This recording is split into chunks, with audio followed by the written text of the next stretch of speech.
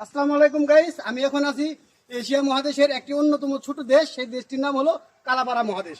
কালাপাড়া মহাদেশের মানুষ এই দেখুন, এই দেশের রাস্তাঘাট কেমন আদিম যুগের মতো। এই যে এলাকার মানুষগুলো বাস করে আদিম যুগের মতো, এই এখনো আদিম যুগে বাস করে, তার প্রমাণ হলো এই হলো রাস্তাঘাট।